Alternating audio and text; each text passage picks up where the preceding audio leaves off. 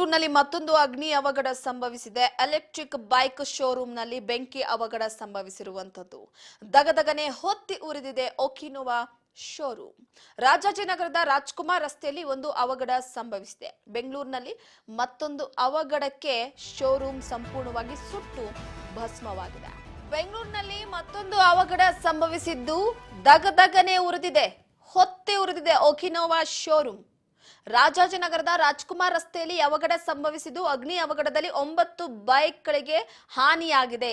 19 ಬೈಕ್ಗಳು ಸಂಪೂರ್ಣವಾಗಿ ಸುಟ್ಟು ಬೆಂಕಿಗಾಹುತಿ ಆಗಿದೆ. ಬ್ಯಾಟರಿ ಓವರ್ ಚಾರ್ಜ್ ಆಗಿ ಸ್ಫೋಟಿಸಿದ ಹಿನ್ನೆಲೆಯಲ್ಲಿ ಅವಘಡ ಸಂಭವಿಸಿದ್ದು ಬೆಂಕಿ ನಂದಿಸುವಲ್ಲಿ ಅಗ್ನಿಶಾಮಕ ದಳದ ಸಿಬ್ಬಂದಿಗಳು ಯಶಸ್ವಿಯಾಗಿದ್ದಾರೆ. ಘಟನೆಯಲ್ಲಿ ಸದ್ಯಕ್ಕೆ ಯಾವುದೇ ರೀತಿ ಪ್ರಾಣಾಪಾಯ ಆಗಿಲ್ಲ.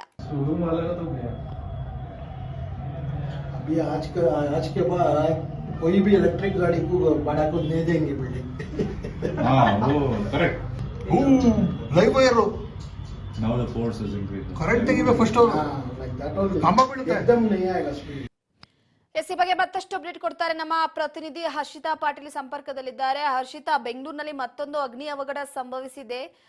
ಒಂದು ಶೋರೂಮ್ ಇದ್ದಕ್ಕಿದ್ದ ಹಾಗೆ ಬೆಂಕಿಯ ಹೊತ್ತಿ ಉರಿದು ಈಗ ಸುಟ್ಟು ಭಸ್ಮ ಆಗಿರುವಂತದ್ದು. ಈ ಬಗ್ಗೆ ಮಾಹಿತಿ ಕೊಡೋದಾದ್ರೆ, ಮಧ್ಯಾಹ್ನ ಸುಮಾರು 2:30 ನಿಮಿಷಕ್ಕೆ ಏನು ಎಲೆಕ್ಟ್ರಿಕ್ ಬೈಕ್ ಶೋರೂಮ್ ನಲ್ಲಿ ಬೆಂಕಿ ಕಾಣಿಸ್ಕೊಂಡಿರುವಂತದ್ದು. ಏನು ರಾಜ್ಕುಮಾರ್ ರಸ್ತೆಯಲ್ಲಿರುವಂತಹ ಒಕಿನೋವಾ ಎಲೆಕ್ಟ್ರಿಕ್ ಬೈಕ್ ಶೋರೂಮ್ ನಲ್ಲಿ ಇದ್ದಕ್ಕಿದ್ದಂತೆ ಬೆಂಕಿ ಕಾಣಿಸ್ಕೊಂಡಿತ್ತು. ಸುಮಾರು 30ಕ್ಕೂ ಹೆಚ್ಚು 2 ವೀಲರ್ಸ್ ಗಳು ಕೂಡ ಬೆಂಕಿಗೆ ಆಹುತಿ ಆಗಿರುವಂತಹ ಮಾಹಿತಿ ಕೂಡ ಲಭ್ಯವಾಗಿದೆ. ಕ್ಷಣಾರ್ಧದಲ್ಲಿ ಬೆಂಕಿ ಕಂಡು ಕೂಡಲೇ ಒಂದು ಅನಾಹುತ ಕೂಡ ಸಂಭವಿಸಿತು. ಅದ್ರ ಜೊತೆಗೆ ಆ ಮಾಹಿತಿಯನ್ನು ತಿಳಿದುಕೊಂಡು ಸ್ಥಳಕ್ಕೆ ಅಗ್ನಿಶಾಮಕ ಸಿಬ್ಬಂದಿ ಕೂಡ ಒಂದು ಕಾರ್ಯದಲ್ಲೂ ಕೂಡ ತೊಡಗಿಕೊಂಡಿದ್ರು.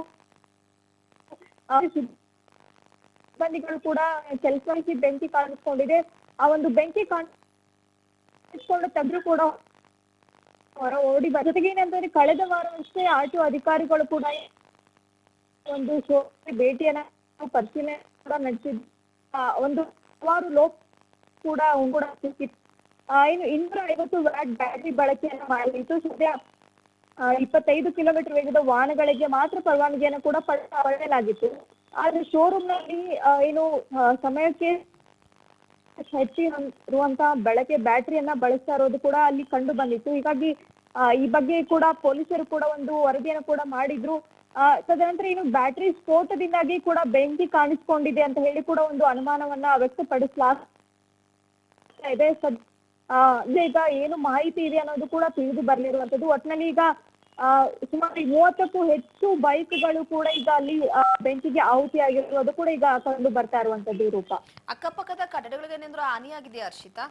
ರೂಪ, ಈಗ ಅಲ್ಲೇನಂತಂದ್ರೆ ಕಳೆದ ವರ್ಷನೇ ಅಂತಂದ್ರೆ ಈ ಒಂದು ರಸ್ತೆಯಲ್ಲಿ ಇವಿ ಶೋರೂಮ್ ಕೂಡ ಬೆಂಕಿ ಕಾಣಿಸ್ಕೊಂಡಿತ್ತು. ಅದೇ ಒಂದು ಜಾಗದಲ್ಲಿ ಕೂಡ ಈಗ ಈ ವೇಳೆ ಶೋರೂಮ್ ನಲ್ಲಿ ಕೂಡ ಏನು ಕೆಲಸ ಮಾಡ್ತಿದ್ದಂತ ಏನು ಆ ಒಂದು ಸಮಯದಲ್ಲಿ ಕೂಡ ಯುವತಿಯರುಗಳು ಕೂಡ ಏನು ಅಲ್ಲಿ ಸಜೀವವಾಗಿ ದಹನ ಕೂಡ ಆಗಿದ್ದು.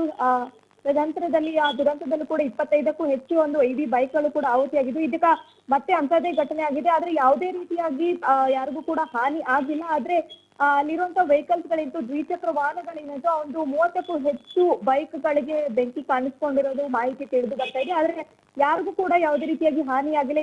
ಇದಕ್ಕಿದ್ದಂತೆ ಬೆಂಕಿ ಕಾಣಿಸ್ಕೊಂಡಿತ್ತು. ಒಂದು ಇಮಿಡಿಯೇಟ್ ಆಗಿ ಸಿಬ್ಬಂದಿಗಳು ಕೂಡ ಹೊರ ಓಡಿ ಬಂದಿದ್ದಾರೆ.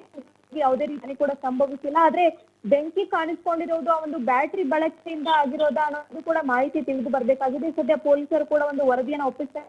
ಆ ಒಂದು ಮಾಹಿತಿ ತಿಳಿದು ಬರ್ಬೇಕಾಗಿದೆ. ಯಾವ ರೀತಿ ಏನಕ್ಕೆ ಒಂದು ಬೆಂಕಿ ಹಚ್ಚಿಕೊಂಡಿತ್ತು ಅಂತ ಕೂಡ ತಿಳಿದು ಬರ್ಬೇಕಾಗಿದೆ. ಸದ್ಯ ಯಾವುದೇ ರೀತಿಯಾಗಿ ಯಾರಿಗೂ ಕೂಡ ಹಾನಿ ಆಗಿಲ್ಲ. ಆ ಒಂದು ಬೈಕ್ಗಳು ಮಾತ್ರ ಈಗ ಬೆಂಕಿಗೆ ಆಹುತಿ ಆಗಿರುವಂತದ್ದು. ರೂಪ, ಥ್ಯಾಂಕ್ ಯು ನಿಮ್ಮೆಲ್ಲ ಮಾಹಿತಿಗಾಗಿ ಹರ್ಷಿತಾ.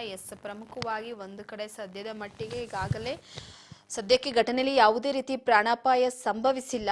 ಆದರೆ ಅತಿ ಹೆಚ್ಚಾಗಿ ಓವರ್ ಬ್ಯಾಟ್ರಿ ಹೀಟ್ ಆದಂಥ ಹಿನ್ನೆಲೆಯಲ್ಲಿ ಒಂದು ಶೋರೂಮ್ ಹೊತ್ತಿ ಉರಿದಿದ್ದು 9 ಬೈಕ್ಗಳಿಗೆ ಸಣ್ಣ ಪುಟ್ಟ ಹಾನಿಯಾದರೆ 19 ಬೈಕ್ಗಳು ಸುಟ್ಟು ಕರಕಲಾಗಿವೆ. ಹೊಸ ಬೈಕ್ಗಳು ಒಕಿನೋವಾ ಶೋರೂಮ್ ರಾಜಾಜಿನಗರದ ರಾಜ್ಕುಮಾರ್ ರೋಡ್ನಲ್ಲಿರುವಂಥ ಒಕಿನೋವಾ ಶೋರೂಮ್ ಈಗ ಬೆಂಕಿಗೆ ಬೂದಿಯಾಗಿದೆ.